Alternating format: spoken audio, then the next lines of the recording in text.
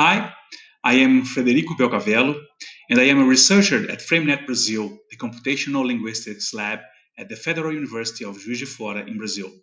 Today, I present the Frame2 dataset, a FrameNet-based multimodal dataset for tackling text-image interactions in video.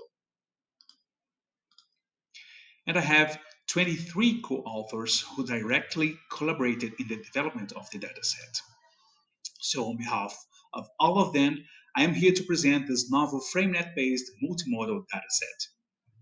In the first part of this presentation, I'm going to show you what is the FrameNet squared dataset. Then I'll show how we build it. And finally, I will show why we build it, which also means why it is relevant and why you should consider using it. So let's start. First of all, the Frame2 is an original dataset composed by multimodal objects. It is original because it was built on the also original corpus Pedro pelo Mundo. This corpus was composed from the 10 episodes of the first season of this Brazilian TV show series about travel. In total, there are 230 minutes of video, which in addition to the image provide us with more than 2,000 sentences. The corpus was annotated for video objects and for the text transcribed from the audio. And there we can see the multimodal objects.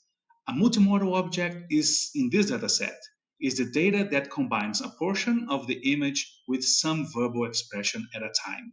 In specific, a multimodal object is the the data that combines a video object with the lexical unit at a time span. So, in this example, we have the video object 132, the object bounded by the blue outline.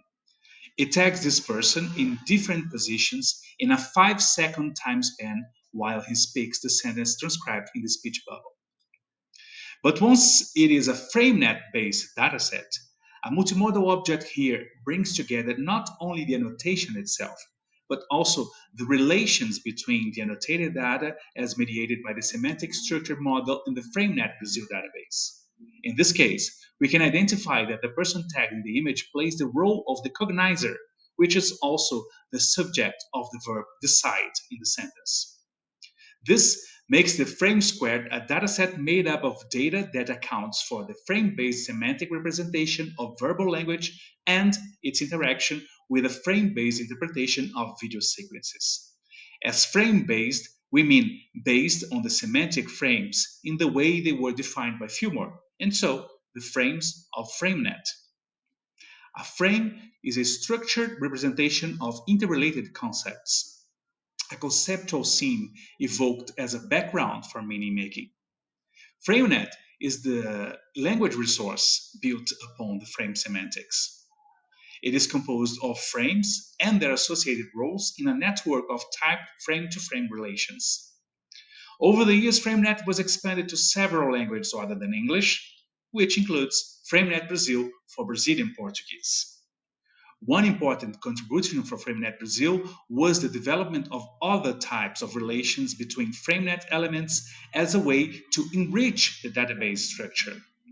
Another one was the application of the FrameNet model to the annotation of other communicative modes, in specific images.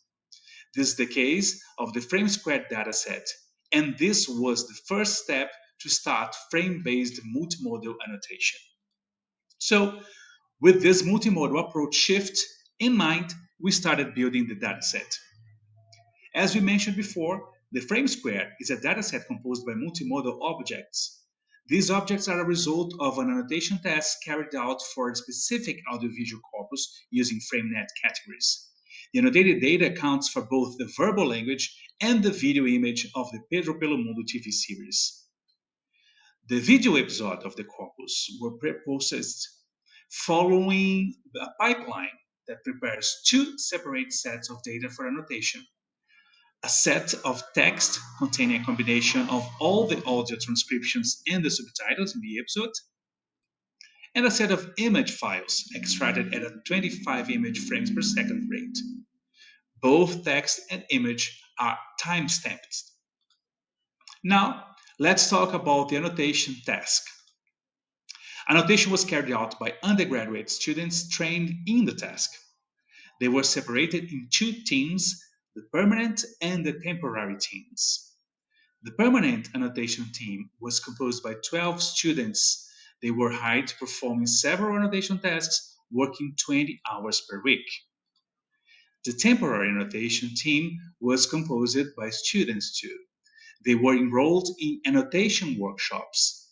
Each workshop is composed of 45 hours of academic work, and this comprises tutoring and annotation practice. A total of 32 undergraduate students were part of the temporary annotation team. The teams conducted the annotation tasks using tools specifically designed for both full text and video annotation. For the full text annotation, they used the Frame2 Brazil web annotation tool. For the image annotation, they used Caron. It is a semi-automatic human-in-the-loop tool for annotating both static and dynamic images. The task followed two major annotation guidelines. One, when annotating text for audiovisual corpora, annotators should always watch the video.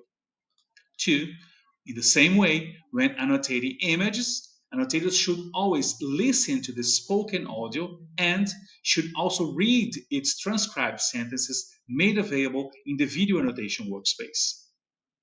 These guidelines were established to guarantee that each communicative mode is considered in its multimodal context. Now, let's have a look at the text annotation. Now you can see an example of the Frame2 Brazil Web 2 interface. Here we annotate text. The main guideline for full text annotation is you go sentence by sentence in the corpus, creating annotation sets for each word for which there is a lexical unit in Frame2. That is, a word in a specific sense or a lexical unit in a semantic frame. For example, here the annotator selects the adjective creative in the mental property frame. And this is the mental property frame definition in the Frame2 Brazil database. It states that a protagonist acts with a particular behavior. So going back to the annotation screen, we can see that people is annotated as the protagonist, and the lexical unit creative incorporates the frame element behavior. So this was just an example of a text annotation. Let's see a bit of image annotation. Video annotation consists of identifying a visual object in the image and associate it with a semantic frame.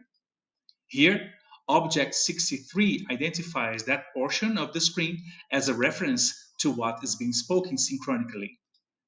That is, this painting in the wall is corresponding to the creative adjective annotated in the sentences spoken in the audio. So, object 63 was tagged as an instance of the same mental property frame, which is the frame element behavior. So, the annotator is saying that the painting is the behavior of the mental property. The visual object is also associated with a lexical unit that somehow gives a name to the entity selected in the bounding box. We call this the computer vision name. It was created for matching the object with pre-trained computer vision categories and also associated with lexical units in the Frame2 database.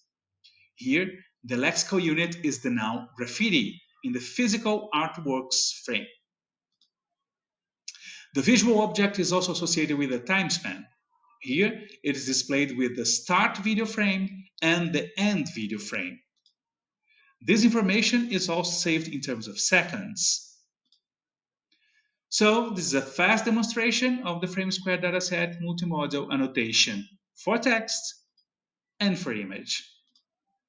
Before we move on, it's important to state that the annotations in the Frame2 dataset are meant to represent possible perspectives on the meaning construction process. These perspectives may be triggered by the combination of different communicative modes. Then, more than one set of annotations is possible, And even different annotation methodologies can be proposed to account for the multi-perspectivized nature of meaning construction. This approach to annotation follows the perspectivized NLP approach as defined by the Perspectivist Data Manifesto. Now we can start finishing. Why did we build the Frame2? Well, Frame2 was built to serve as a gold standard dataset for multimodal NLP tasks in a multi-perspectivized approach. The more than 2,000 sentences in the corpus gave us more than 11,000 full text annotation sets. For images, we reached almost 7,000 visual objects. We believe that this is the first dataset that combines a multimodal approach and frame semantics for video annotation of visual objects. In terms of variability, we measured how many different frames were used in each segment of annotation. So we found 611 different frames in text, 393 different in image annotation, 129 different frames in computer vision names, and 478 different lexical units annotated as computer vision names. Pay attention at this last number. It represents the number of different categories of objects annotated. It also makes it possible to compare Frame2 with other datasets. The number is much higher than the 8 categories of the MS COCO, for example. And it is close to the 600 boxable classes of the Open Image dataset V7. But the classes in Frame2 are organized in a more complex network of concepts, that is, FrameNet, and it uses 129 different frames. The Frame2 dataset exploits the complexity of a ring-sheet FrameNet model to create meaningful connections between semiotic modes. It offers the means for FrameNet to diversify its ways of representing meaning because it incorporates image as a token for establishing relations in meaning making. The multimodal approach keeps the linguistic anchorage. And there is more to do. The next stage includes the usage of Frame2 to train a model for make annotation semi-automatic. The model should be able to identify and tag visual objects for lexical units and frames in the computer vision name level. Humans would only validate it. We also talk about other ways of annotating elements of visual composition. One of them is being designed in a pilot study, the annotation of the events perceived in image. This approach relies on the hypothesis that it is possible to identify one or more frames that account for the event or events that are visible on a screen in a video shot, a scene, or a video sequence. It is coming soon. You can access the Frame2 dataset in GitHub. We acknowledge the support of the Graduate Program in Linguistics, the Reinventa Network, FAPEMIG, CNPq, and CAPES. Thank you for your attention.